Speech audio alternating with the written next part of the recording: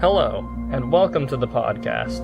Before we begin, I would like to thank you for tuning in, and to thank the Smithsonian for this opportunity to cover the Roaring Twenties. Granted, we'll only be covering 2 topics in the Roaring Twenties, but that doesn't make this any less interesting. Our first topic is going to be on Henry Ford.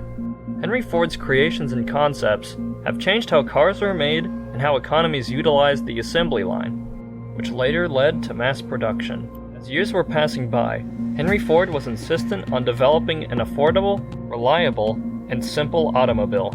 After those years, Henry Ford designed the Model T on October 1st, 1908. And Ford sold over 15 million Model Ts. Ever since the Model T was made, it has pushed development into creating the cars we now see in present day. In order to increase the speed and how fast cars are made, Henry Ford came up with the idea of the assembly line. In case you're not aware, Henry Ford's assembly line was where workers would move or put together different parts of an automobile, which would lead to the completion of the automobile to be ready to sell. Before the assembly line, it took workers about 12 hours to make an automobile. When the assembly line was implemented, it took workers only 2 hours and 30 minutes. Before we're finished with this topic, we're going to cover a little bit on Henry Ford himself. As a child, Henry Ford grew up on a family farm that was located in Dearborn, Michigan. After he was 15 years old, Ford stopped going to school and he was hired to be a machinist as he was 16. This was before he began his engineering career. Several years later, Henry Ford marries Clara Bryant. The couple moved to Detroit, where Ford then develops the quadricycle, the very first automobile. The second part of our show will be covering Irving Berlin. For those not aware, Irving Berlin is an American composer and lyricist. He can be seen as one of the greatest songwriters in American history. Berlin was born in Tyumen, Russia, May 11, 1888. Shortly after, his family immigrated to New York, which was necessary to escape Jewish persecution in Russia.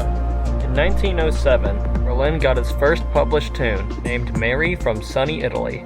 Up until this point in time, Berlin's name was actually Israel Isidore Berlin. However, during the publishing of his music, his name was written as I. Berlin. Instead of having this changed, he adopted the name and went by Irving Berlin. His first major hit was in 1911. The song was named Alexander's Ragtime Band.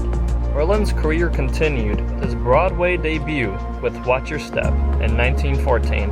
I could continue with his creations, but with Berlin having written over 1,250 songs, I don't think that's necessary.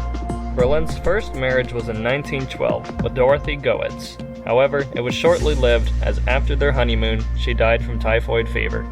Later in 1925, Berlin fell in love with Ellen Mackay.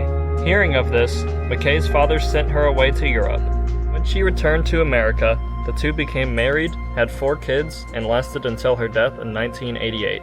1 year later, in 1989, Berlin died at the age of 101. Berlin played an important role during the Roaring Twenties, as he produced many songs that Americans loved. Near the end of World War I, Berlin composed God Bless America, which became an unofficial national anthem of the United States. Before we close this up, I would like to once again thank you for listening in on this podcast.